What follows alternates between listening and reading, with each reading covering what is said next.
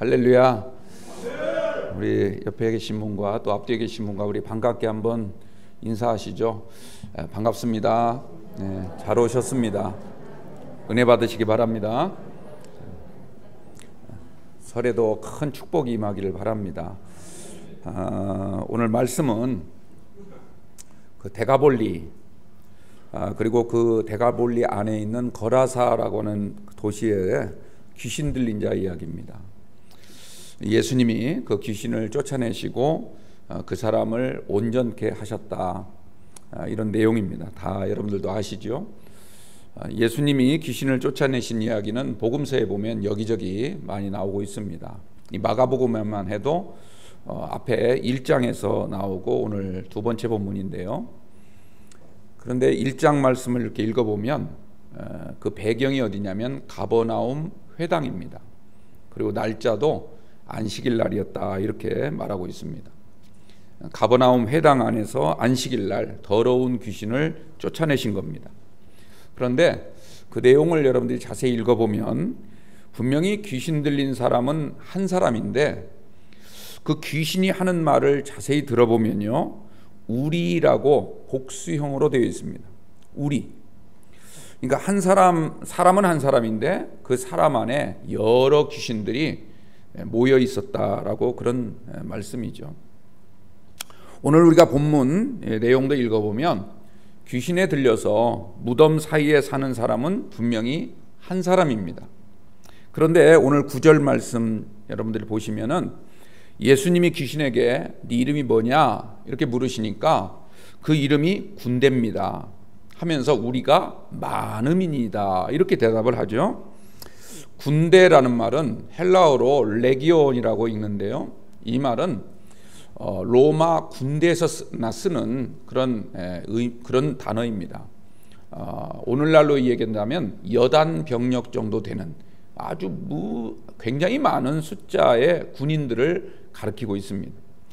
당시 로마 군대의 여단 병력이면 대략 한 2,000명 정도 되었다라는 역사 기록이 있습니다.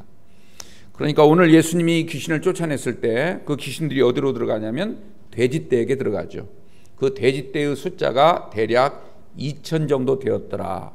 이 말은 이 귀신의 숫자와 거의 버금가는 그런 수라고 볼 수가 있습니다.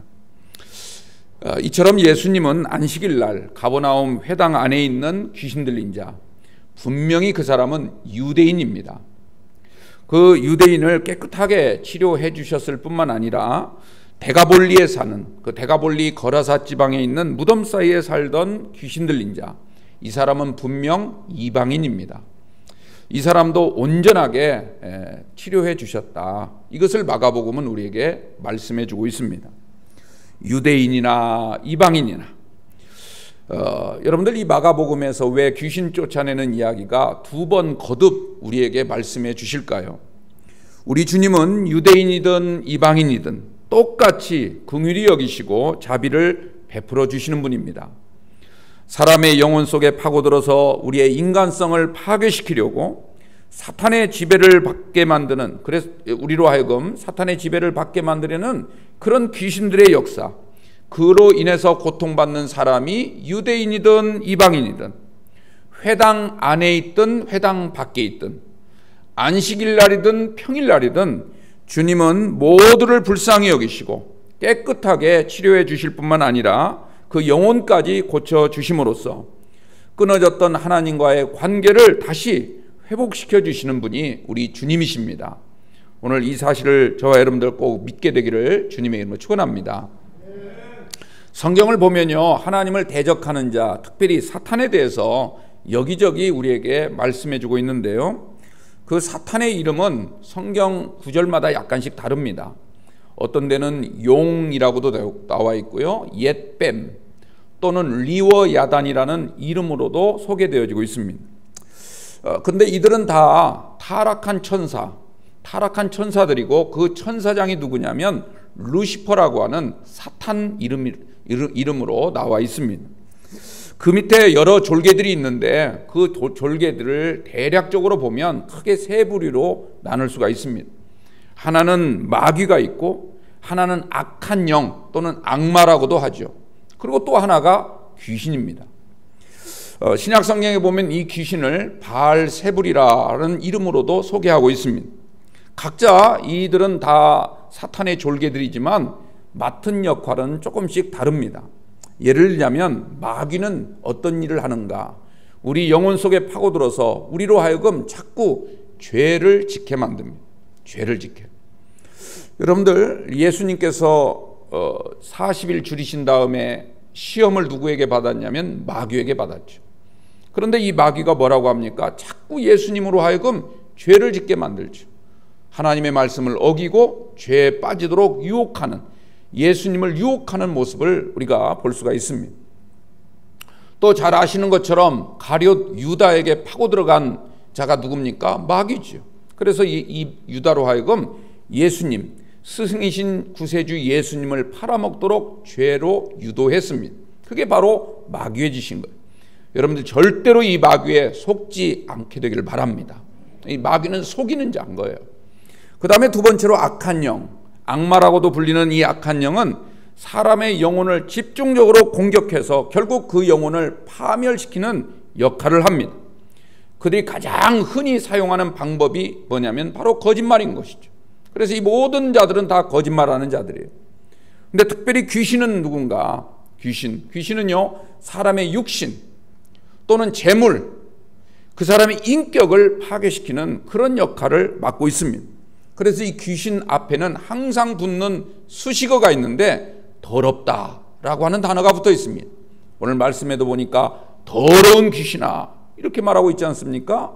여러분들, 더럽다라는 말은 거룩하다라는 말과 반대되는 개념입니다.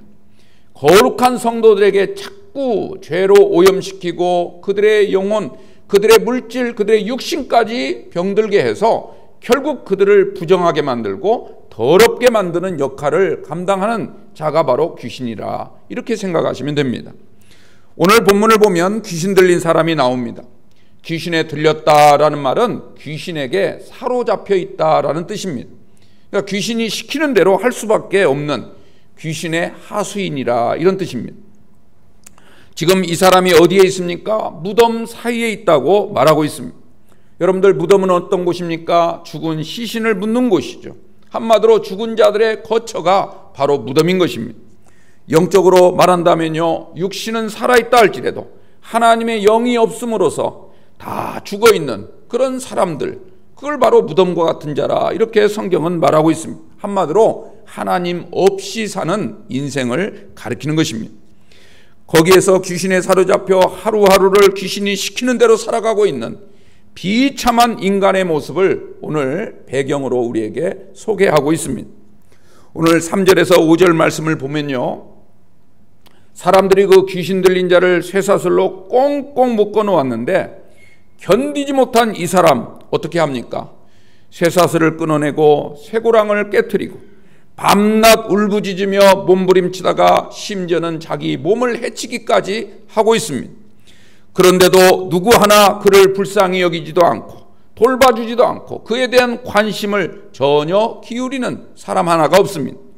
이 사람은 죽고 싶어도 죽지 못하는, 어찌 보면 인생의 막장 드라마의 주인공처럼 지금 우리에게 비춰지고 있는 것입니다. 그런데요, 오늘 이야기의 배경이 어딘가 더 한번 다시 살펴보시기 바랍니다. 바로 유대 땅 건너편에 있는 도시 거라사라, 이렇게 되어 있습니다. 여러분들, 이 거라사는 도시 이름입니다. 그리고 그 거라사가 있는 지역이 어디냐면 데가볼리라고 하는 큰 지방 안에 속해 있다고 말하고 있습니다. 예를 들자면 여러분들, 저 안양이나 수원이나 성남이나 이런 이름은 다 도시 이름이죠. 도시 이름. 근데 그 안양, 수원, 성남, 이건 어디에 속해 있습니까? 경기도라고 하는 큰 지방에 속해 있죠. 그러니까 데가볼리를 경기도라고 빗댄다면 이 거라사는 안양이나 수원 같은 도시 이름이다, 이런 뜻입니다.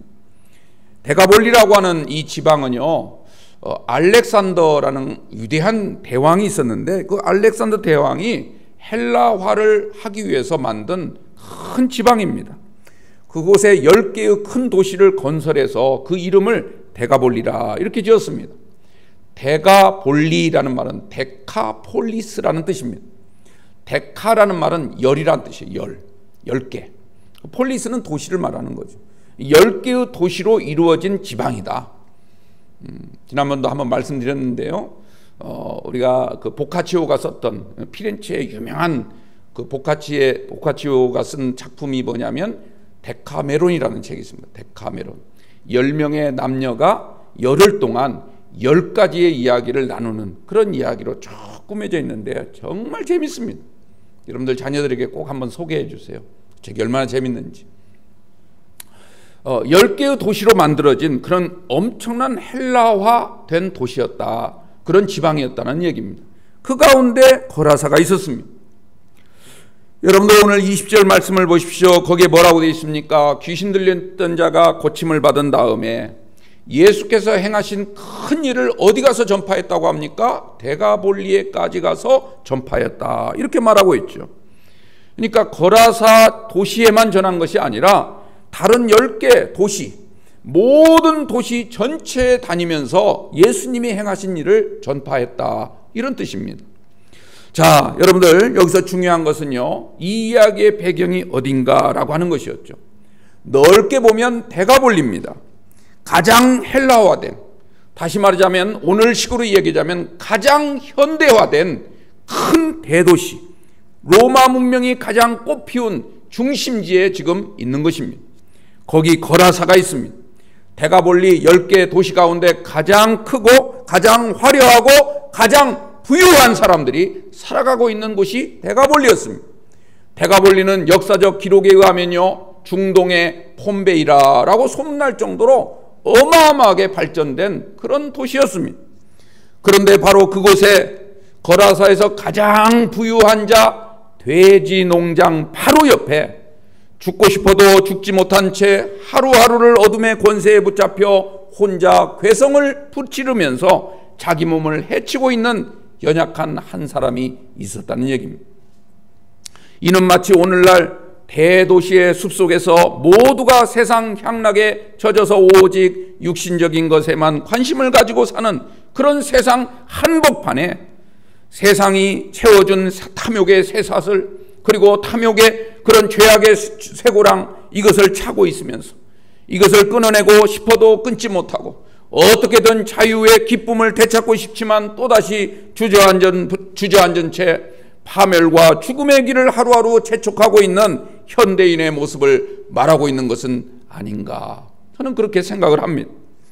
여러분들 데가볼리 또는 거라사, 돼지농장 잘 한번 생각해 보십시오. 한결같이 풍요로운 세상을 말해주고 있습니다. 화려한 도시 문명, 그 안에 깃든 탐욕을 상징적으로 말해주고 있는 겁니다.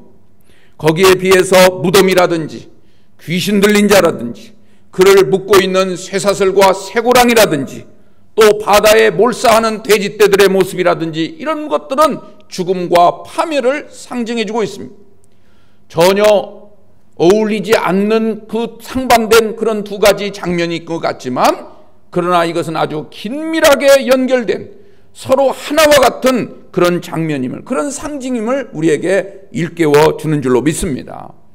이 배경에 무엇이 있습니까? 귀신의 역사가 있었다는 겁니다. 여러분들 중요한 것은요, 이런 귀신의 역사가 어떤 한두 사람에게만 나타나는 문제가 아니라 그 당시 모든 사람들에게 공통적으로 나타나는 사회적 병리 현상에 가까웠다는 것을 우리에게 말해주고 있습니다. 다시 말하자면 우리 모두의 문제였다는 거죠. 그 사람이 예수를 믿는 사람이든 예수를 믿지 않는 사람이든, 그 사람이 권력이 신분이 높은 사람이든 그렇지 않은 사람이든 어느 누구라도 이런 사회적 병리 현상에서 열애되는 사람이 없을 정도로 그 사회는 이미 죽은 사회가 되어가고 있다라고 하는 것을 우리에게 말해주고 있는 것입니다. 여러분들 오늘 본문에 나오는 귀신 들린 자 한번 잘 생각해 보십시오. 어느 날 갑자기 그렇게 되었겠습니까? 이미 오래전부터, 다시 말하자면 귀신의 역사도 이미 오래전부터 시작되었다는 것입니다. 오늘 10절 말씀을 한번 보십시오. 귀신이 예수님께 뭐라고 말합니까? 자기를 그 지방에서 내보내지 마시기를 간구했다라고 되어 있습니다. 이 말은 무슨 뜻이냐면 귀신이 이미 그 도시를 장악한 지가 오래되었다는 거죠. 여기는 우리의 터전과 같다는 것입니다. 우리가 이미 자리 잡고 있는 우리 본거지라는 그런 의미를 갖고 있는 것입니다. 그래서 이미 동네 사람들도요, 그 무덤 속에 거하고 있는 그 사람, 오랫동안 귀신 들려 있는 것을 이미 잘 알고 있었습니다. 여러분들 오늘 이 말을 우리의 지금 상황 속에서 생각을 해 보십시오. 오늘날 이 시대를 지배하고 있는 이 귀신의 역사, 이게 어제 오늘의 얘기가 아니라는 것입니다.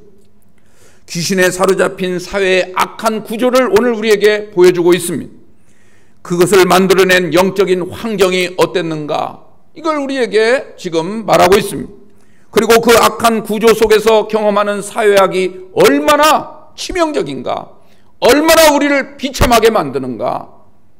그로 인해서 고통받고 신음하며 살아가는 사람들의 모습, 한 사람의 모습을 통해서 우리에게 그 단면을 보여주고 있는 것입니다.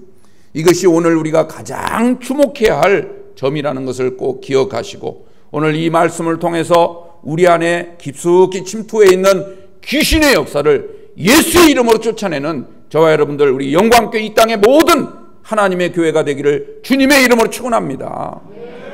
그런데 여기서요, 놀라운 반전이 일어나죠. 그게 무엇입니까? 바로 예수님이 그곳에 찾아오셨다는 겁니다. 모든 반전의 은혜는 예수님으로 비롯되는 줄로 믿습니다. 예수님이 오셔야 되는 거예요. 그런데 여러분들 잘 보십시오. 예수님이 오시는 것을 누가 제일 먼저 알아챕니까? 바로 귀신이었어요. 6절 말씀을 보십시오. 그가 멀리서 예수를 보고, 여기서 그라고 하는 건요, 비록 단수로 돼 있지만 귀신을 가리키는 거예요. 귀신 떼를 그냥 묶어서 우리에게 말하는 집합 명사입니다. 그냥 귀신 떼를 가리키는 거예요. 예수님을 멀리서 보고 알아챈 거예요. 그래서 예수님을 보고 달려와 절을 했다고 하지 않습니까? 마치 예수께 굴복하는 것처럼, 마치 예수님을 따르는 자처럼 그에게 와서 절을 하면서 7절에 뭐라고 말합니까? 큰 소리로 부르짖어 이르되 지극히 높으신 하나님의 아들 예수여. 여러분들, 귀신이 예수님을 얼마나 잘 압니까? 우리보다 더 잘 알아요. 예수님을 금방 알아챈 거예요. 나와 당신이 무슨 상관이 있나이까? 원하건대 하나님 앞에 맹세하고 나를 괴롭히지 마소서. 이렇게 말을 해요. 여러분들, 이 말이 무슨 뜻이겠습니까? 여기는 내 구역입니다. 내가 관할한 지 오래됐습니다. 그러니 제발 간섭하지 마세요. 여기는 이미 내가 다 접수했으니까 간섭하지 마십시오. 내가 알아서 할 테니까 건들지 마세요. 여러분들, 어둠의 권세가 이미 이 도시를 완전히 장악해 버렸다는 것을 우리에게 암시해 주고 있습니다. 그런데 여러분들, 이것만은 꼭 기억하셨으면 좋겠어요. 어둠의 권세가 강하면 강할수록, 그래서 죄악의 깊이가 깊으면 깊을수록 우리의 존재의 근원은 더욱더 주님을 갈망하게 되어 있다는 것입니다. 우리의 영혼은 더욱더 주님의 나라를 갈급하게 사모한다는 사실을 기억하시기 바랍니다. 비참한 처지에 놓인 사람일수록 하나님의 나라를 낭망하며 어떻게든지 구원을 받기 위하여 그 연약한 손길을 뻗는 줄 믿으시기 바랍니다. 오늘 저와 여러분들이 비록 이 땅, 이 지친 영혼, 이 지친 사회 속에서 살아가고 있지만, 그러나 우리의 마지막 힘을 다해서 주님을 향하여 간절하게 손을 내밀며 주여 내 손을 잡아 주옵소서, 주여 나에게 찾아오셔서 자비를 베풀어 주옵소서 간절히 기도하시기를 바랍니다.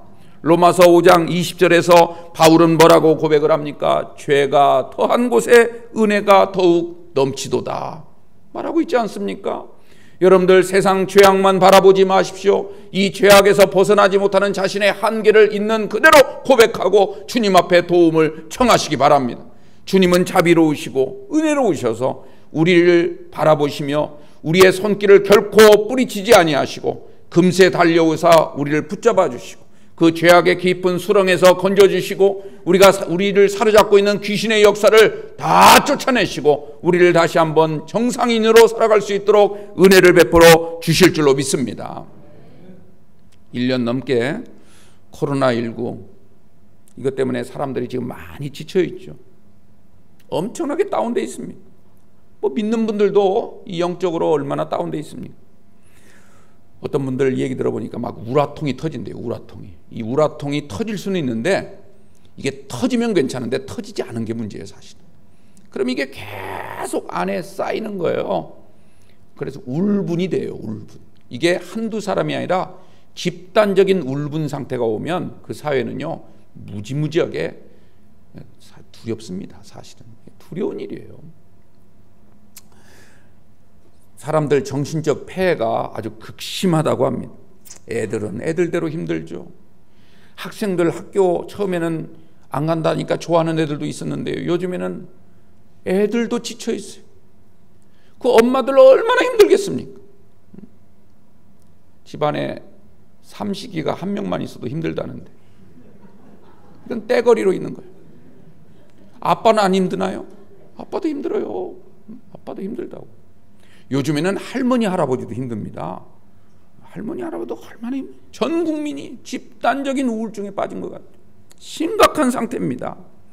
그런데 이런 문제를 해결해 보려고요, 나름대로 사람들이 다 방법을 찾고 있는데, 어떤 사람은 술로 달래보려고 하고, 어떤 사람은 게임으로, 또 인터넷 도박이나 쇼핑 이런 걸로 해결하려고 하는 사람들이 많아요. 또 어떤 사람은요, 여행을 좋아하시는, 평소에 여행을 많이 다니시는 분들은 여행을 못 가니까 이 여행사에서 어떤 상품을 개발을 했냐면, 가서 이렇게 비행기가 착륙하지 않고 나라만 쑥 돌다 오는 거. 참 진짜 별별 방법을 다 동원을 합니다. 그분들은 살아남기 위해서. 여러분들, 그런데 이런 방법이 과연 근본적으로 해소가 될까? 저는 어렵다고 봅니다. 일시적으로는 뭐 좀 기분이 업될 수 있겠죠. 그러나 여러분들, 술이 깨고 나면 어떤 생각이 들겠습니까? 게임과 인터넷 도박을 하고 나면 그 마음에 얼마나 큰 공허함이 들겠습니까? 쇼핑을 아무리 한다고 해도 여러분들 그 기쁨이 얼마나 갈까요? 오히려 이전보다도 더 큰 공허함 때문에, 그래서 더욱더 자극적이고 원초적인 방법을 찾으려고 애쓰고 있습니다. 점점 더 마치 오늘 무덤가에 사는 이 귀신 들린 자가 쇠사슬과 쇠고랑으로 채워 자기 스스로 뭔가를 이겨보려고 했지만 이겨보지 못하고, 처음에는 어떻게든지 이겨보려고 했지만 점점 이 포악해지고 자기 자신도 주체할 수 없게 되다 보니까 다른 사람들이 와서 막 강제적으로 채우는 거죠. 그러나 그럼에도 불구하고 사람들조차도 이제는 주체할 수 없을 정도로, 그 사람을 어떻게 메어둘 수조차 없을 만큼 그런 상태로 괴물이 되어버리고 말았던 것입니다. 여러분들, 그런데 그 중에 우리 주님이 찾아오셨습니다. 할렐루야. 그 사람에게 주님이 찾아가신 겁니다. 이 사람을 고칠 수 있는 분은 오직 주님밖에 없다는 것을 오늘 본문은 우리에게 말씀해 주고 있습니다. 오늘 이 시대, 어둠의 세력이 장악하고 있는 이 시대를 해결할 수 있는 분은 바로 주님이십니다.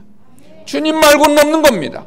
우리가 아무리 인간적인 방법, 육신적인 별별 수단을 다 써봐도요, 그것은 잠시뿐일 뿐 오직 주님만이 우리의 영혼을 치료해 주시고 우리의 인생의 모든 문제를 담당해 주실 줄 믿으시기 바랍니다. 여러분들, 주님을 향하여 간절하게 도움을 청하십시오. 주님이 여러분들 심령 곁에 선뜻 다가가셔서 네가 무엇을 원하느냐, 내가 해결해 주리라. 주님은 자비로운 음성으로 우리에게 말씀을 걸어오실 줄 믿습니다. 여러분들, 오늘 말씀을 잘 보십시오. 군대라고 불리는 이 귀신이 예수님께 뭐라고 말합니까? 나를 괴롭히지 마세요, 간섭하지 마세요, 이렇게 말을 합니다. 그런데 그렇게 말한 이유가 있어요. 그 이유가 8절에 나옵니다. 8절 말씀 우리 다 같이 한번 보실까요? 이는이란 말은 앞에 있는 7절을 말하고 있는 거예요. 그러니까 이 귀신이, 이 군대가 예수님께 나 괴롭히지 마세요, 여기 좀 나 좀 간섭하지 마세요라고 말한 이유가 무엇인가? 이는 예수께서 이미 그에게 이르시기를 더러운 귀신아 그 사람에게서 나오라, 이렇게 명령했기 때문이라는 거예요. 여러분들, 귀신에 대해서는요, 고분고분하게 대답해서는 안 돼요. 여러분들, 혹시 이 사회를 지배하고 있는 귀신을 여러분들이 대할 때는 그냥 인격적으로 대하시면 안 돼요. 인격적으로 대하실 분은 하나님밖에 없어요. 귀신은 명령하고 이 더러운 귀신아, 예수의 이름으로 물러가라. 여러분들이 단호하게 혼을 내야 될 줄로 믿습니다. 우리에게는 귀신에게 혼낼 수 있는 권세를 주셨어요. 예수를 믿으면, 예수를 믿는 자에게는 하나님이 아들이 되는 권세가 주어진 줄로 믿습니다. 우리도 예수님처럼 귀신을 향하여 이 더러운 귀신아, 이 자리에서 성큼 물러가라, 여러분들 호통치며 쫓아낼 수 있는 그런 영성이 여러분들에게 꼭 있게 되기를 주님의 이름으로 축원합니다. 그러면서 주님이 물어보시죠. 네 이름이 뭐냐? 이름이 중요한 거죠. 요즘 우리가 오후 예배 때 출애굽기 말씀 나누고 있는데, 출애굽기는 출애굽, 그러니까 구원의 책이기도 하지만 사실 이름의 책이에요. 이름이 뭐냐? 출애굽기가 우리말 성경에는 제목이 출애굽기 이렇게 되어 있지만 히브리 원문 성경을 보면 출애굽기라고 되어 있질 않아요. 엘레 쉐모트, 그러니까 이것은 이름들이다, 이런 제목을 붙여놨습니다. 그만큼 이름이 중요한 거예요. 애굽 땅에서 살던 하나님의 백성들이 그 죽음의 땅을 벗어나서 하나님의 백성으로 된 사람들의 이름을 우리에게 소개해주고 있는 책이 출애굽기입니다. 여러분의 이름이 하나님의 은혜로 구원받고 우리 영광교회에 등록되어 있다는 사실에 감사하시기를 주님의 이름으로 부탁을 드립니다. 어린 양 보좌 앞에 있는 하나님의 생명책에 내 이름이 기록되어 있다. 여러분들 이런 자부심을 가지고 여러분들 하나님의 백성답게 담대하게 나아가게 되기를 바랍니다. 만약 여러분들의 이름이 영광교회에 기록되어 있는 것이 아니라 하나님 어린 양 보좌 앞에 있는 하나님 보좌 앞에 있는 어린 양의 생명책에 기록된 것이 아니라 어떤 술집이나 룸사롱의 고객 명부에 있다면 좋으십니까?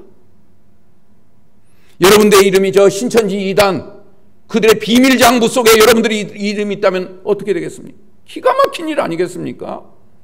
여러분들 우리의 이름을 정말 존귀히 여기시기 바랍니다. 여러분의 이름이 정말 이 더러운 귀신에 의하여 지배당하지 않도록. 이 사람 보십시오. 무덤가에 살던 이 사람은요, 이름이 나타나지 않아요. 오히려 귀신 이름은 나타나고 있어요. 군대라고 하는 수천 귀신에 사로잡혀서 자기 이름조차 알지 못하고 살아가는 연약한 인생이라는 거예요. 귀신이 자기 이름을 군대라, 이는 우리가 많음이니이다, 이렇게 말을 하죠. 그러면서 그 다음 10절 말씀을 보니까요, 자기를 그 지방에서 내보내지 마시기를 간구했다, 이렇게 나오고 있어요. 여기에는 여러 가지 의미가 있습니다. 첫째로는요, 말 그대로 이 귀신들의 숫자가 때를 이룰 만큼 많다, 그런 의미가 첫 번째 의미예요. 그런데 이런 의미 말고도 또 다른 의미가 있는데, 우리 힘이 만만치 않습니다. 우리 때를 이루고 있기 때문에 쉽게 쫓아내지 못할 거요. 우리 쉽게 나가지도 않습니다. 한번 해볼 테면 해보시죠. 약간은 으름장을 놓는 그런 의미가 있어요. 또 하나 중요한 것은요, 많다라는 말이 숫자를 의미하는 것만 아니고 사실은 시간, 세월을 의미하고 있습니다. 이미 오랜 세월 이 사람 안에다 우리가 둥지를 틀고 있었기 때문에 이 사람은 우리와 한 몸이나 다름이 없습니다, 이런 뜻이에요. 이 사람은 귀신과 이미 일심동체가 되었다는 것이죠. 그래서 이미 이 사람은 이 사탄의 소유가 된 거예요. 귀신의 소유가 된 거예요. 그래서 이 귀신의 소유가 된 지가 오래이기 때문에 나는 절대로 빼앗기지 않겠다라고 하는 강력한 의지를 지금 예수님께 항의하고 있는 것입니다. 지금 이 사람을 거점으로 삼아서 대가볼리에 있는 전 도시들, 전 지방 사람들 사이에서 활발하게 지금 움직이고 있는, 지금 현재도 계속 활동 중에 있는 귀신의 역사를 우리에게 말해주고 있는 것이 바로 이 본문이라는 것이죠. 그러나 여러분들, 이 귀신도요, 아무리 수천 대를 이루고 있다 할지라도요, 예수님은 도저히 감당할 수 없다는 사실을 그들 스스로가 알고 있습니다. 너무너무 잘 알고 있기 때문에 그 다음 11절 이하에 보면 뭐라고 말을 합니까? 주변에 산기슭에 있는 큰 돼지떼를 보면서 차라리 우리를 저 돼지에게로 들어가게 해달라, 이렇게 간청을 합니다. 그래서 지금부터 우리는 이제 돼지 속에서 기생하면서 이 지역에서 계속해서 활동을 하겠다라고 하는 속셈을 지금 나타내고 있는 것입니다. 예수님이 지금 계시니까 어찌할 수 없지만 예수님이 떠나가시기만 한다면 다시 우리가 나와서 열심히 이 지역을 돌아다니며 또다시 사람들을 사로잡고 또다시 이 지역을 귀신의 힘으로 장악하고, 그래서 하나님과 반대되는 그런 문명, 그런 도시로 건설하겠다라고 하는 이 귀신의 야욕이 지금 이 말씀 안에 숨겨져 있습니다. 그런데 예수님은 허락하셨죠. 예수님이 허락하노라 허락하셨어요. 그런데 이 예수님의 허락은 귀신의 역사를 승인한 그런 허락이 아니라 오히려 더러운 귀신을 부정한 돼지와 한몸되게 하시려고 하는, 그래서 모든 돼지와 함께 없애버리기 위한 그런 허락이었다라고 하는 것입니다. 이게 중요한 거예요. 귀신은 무덤가에 사는 사람과 한몸 되면서 살아가기를 원했지만 주님은 사람과 아니라 돼지와 한몸이 되라는 것이죠. 돼지와 한몸이 되어서 다 함께 몰사시키려고 하는 주님의 뜻이 여기에 반영되어 있는 것입니다. 그래서 어떻게 됐습니까? 이 돼지떼들이 한꺼번에 피탈기를 내리답니다. 그래서 바닷속에 다 빠져서 일시에 다 몰살을 당하게 되었습니다. 그런데 여기서 한 가지 질문을 해보죠. 왜 하필 돼지였을까요? 물론 거기 돼지떼가 있었으니까 당연히 돼지였겠죠. 그러면 보통 성경을 잘못 해석하시는 분들은 돼지는 당연히 부정하니까 돼지 따위는 하나님 주님이 불쌍히 여기시 않으시는 게 당연해 라고 해석을 합니다. 왜냐하면 우리가 레위기 성경을 보면 돼지는 정한 짐승이 아니라 부정한 짐승. 그러면 여러분들 이 땅에 있는 모든 부정한 짐승은 다 없애버려야 됩니까? 그렇습니까? 이 땅에 정결한 짐승만 우리가 불쌍히 여기고 사랑해야 되고 먹이를 줘야 되고, 그렇지 않고 성경에 보면 부정한 짐승들은 어떻게든지 다 잡아서 죽이고 도살하고 그렇게 완전히 제거해버려야 됩니까? 그거 아니죠. 오늘 성경 말씀을 그렇게 읽으면 큰 문제가 되는 거예요. 여러분들 이 문제는요, 모든 돼지, 그러니까 돼지라고 하는 짐승, 우리가 지금 흔히 볼 수 있는 이 돼지라고 하는 짐승을 불쌍히 여겨야 되느냐 불쌍히 여기지 말아야 되느냐, 이런 문제가 아니에요. 돼지는 지금 부정하기 때문에 죽어야 되느냐 살려야 되느냐, 이런 문제가 아니라고요.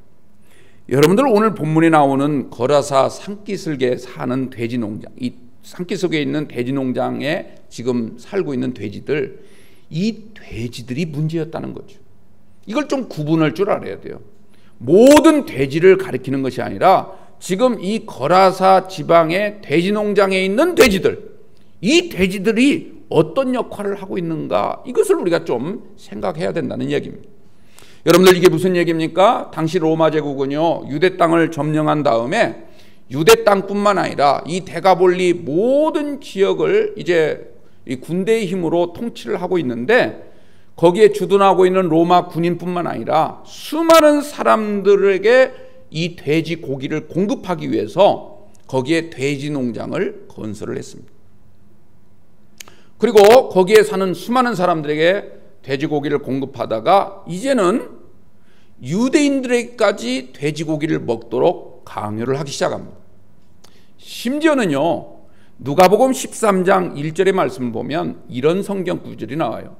본디오 빌라도에 대한 이야기인데요, 이 본디오 빌라도는 잘 아시는 것처럼 로마에서 파견한 총독이었죠. 유대 지방을 관할하는 로마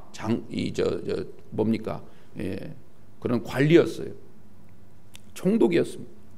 근데 이 빌라도가 어떤 짓을 행하냐면 누가복음 13장 1절입니다. 빌라도가 어떤 갈릴리 사람들의 피를 그들의 제물에 섞어버렸다라는 말이 나와요. 그러면 여기서 갈릴리 사람들의 피는 뭐냐면 갈릴리 사람들을 죽였다는 뜻이고요, 그들의 제물의 피라고 하는 건 뭘 말하냐면 돼지 피를 말하는 겁니다. 이 유대인들, 갈릴리에 살고 있는 수많은 유대인들을 죽여서 그 살상을 할 때 흘린 핏물을 그들이 섬기는 이방 신들에게 섬길 때 쓰는 돼지고기 그 피에다가, 돼지 피에다가 섞어버려서 이 피를 오염시켰다는 뜻이에요. 단지 사람만 죽인 게 아니라 그 사람이 가지고 있는 유대인으로서의 정체성, 이걸 완전히 파괴시키기 위해서 이런 몹쓸 짓을 행하면서 지금 현대 유대인들을 겁박하고 협박했다는 거예요. 너희들도 까불면, 너희들도 로마 제국에 순종하지 아니하고 자꾸 반기를 들게 되면 너희도 죽여서 너희 피를 돼지 피에 섞어버리겠다. 여러분들 이게 무서운 음모 아닙니까?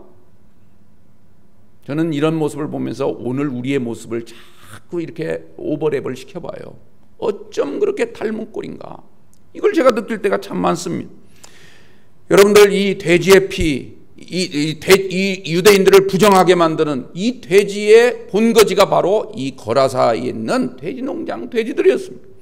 그러므로 여러분들 예수님이 이 돼지떼를 바닷속에 몰사시켰다는 말은 모든 돼지가 다 불쌍히 여길 필요가 없고 모든 돼지가 다 부정하기 때문에 죽였다는 뜻이 아니라 지금 이 유대인들을, 이 하나님의 백성들을 더럽히고 지금 온갖 악행을 저지르고 있는 그 근본 돼지 농장을 없애버리기 위한 주님의 뜻이 거기에 나타나 있다는 얘기입니다. 여러분들 이 거라사 돼지 농장에 기르는 돼지는 단지 식용으로만 쓰인 게 아니었습니다. 하나님의 백성을 더럽히는 일에 쓰임받는 그런 돼지들이었다는 뜻입니다. 예수님은 이 돼지떼를 이 귀신들과 함께 어디로 보냈습니까? 저 바닷속에 다 빠뜨려 죽이게 되죠. 여러분들 바다는 어떤 곳입니까? 성경에 보면 바다는 사악한 마귀의 본거지인 거예요. 다 리오 야단이라고 하는 용, 옛뱀들이 살아가는 그 본거지가 바로 바다라고 성경은 말씀하고 있어요. 여러분들 우리가 이 사실을 꼭 기억하시고 정말 우리가 이 땅에 하나님의 백성으로서 우리의 본질, 우리의 정체성이 사라지지 않도록 더욱더 주님 앞에 간구할 수 있는 여러분들이 꼭 되시기를 주님의 이름으로 축원합니다.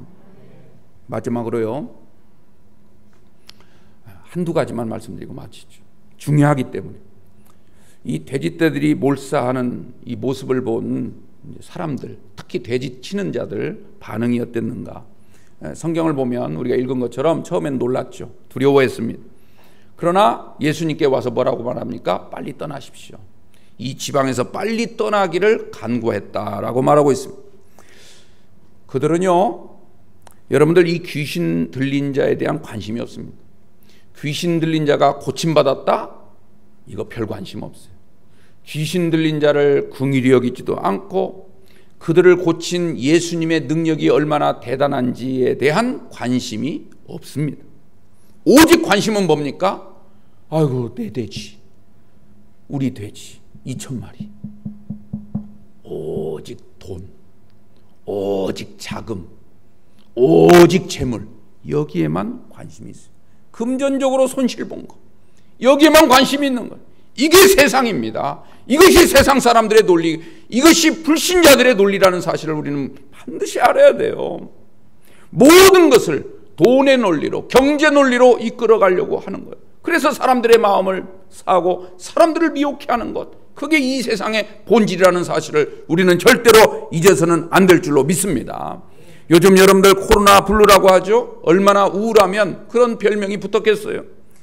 교회에서 확진자가 나올 때마다 저도 정말 안타깝습니다. 이런 일이 절대 있으면 안 될 텐데 기도도 합니다. 교회도 어떻게 보면 굉장히 큰 피해를 입고 있는 그런 곳이 바로 교회인데, 그런데 교회에서 확진자가 나왔다 하면 온 인터넷을 통해서 마치 교회를 어떤 범죄 집단처럼, 여러분들 세상 사람들이 교회를 바라보는 지금 관심이 무엇이겠습니까? 예수님의 긍휼을 바라보겠습니까? 병든 자 치료하는 걸 바라보겠습니까? 이 세상이 어떻게든지 회복되는 그 일을 위해서 기도하는 사람들을 바라보겠습니까? 오로지 돈이에요. 돈. 우리가 지금 손해보고 있다는 거예요. 교회 때문에 우리가 지금 물질적으로, 정신적으로 피해를 당하고 있다고 그렇게 말을 하고 있습니다.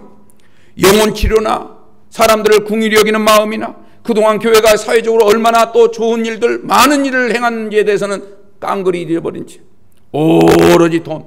그래서 자꾸 떠나라는 겁니다. 자꾸 떠나라는 거예요. 요즘에는 교회 포비아란 말이 생겨났죠. 포비아란 말은 떠나라는 거예요. 싫다는 거죠. 혐오. 심지어 어떤 성도님들은 그런 얘기 하더라고요. 회사를 다니는데 회사에서 교회 다니면 나오지 말라고 그러는데, 여러분들 이게 그냥 하는 소리인지는, 그냥 사석에서 한 말인지는 모르겠지만 이게 진짜 공식적으로 한 말이라면 우리나라는 이미 민주국가가 아닙니다. 민주국가가 아니에요. 이미 독재를 선언한 거나 다름이 없는 거예요. 여러분들 귀신에 사로잡혀 사는 이 악한 세상의 본질을 바라볼 수 있게 되길 바랍니다.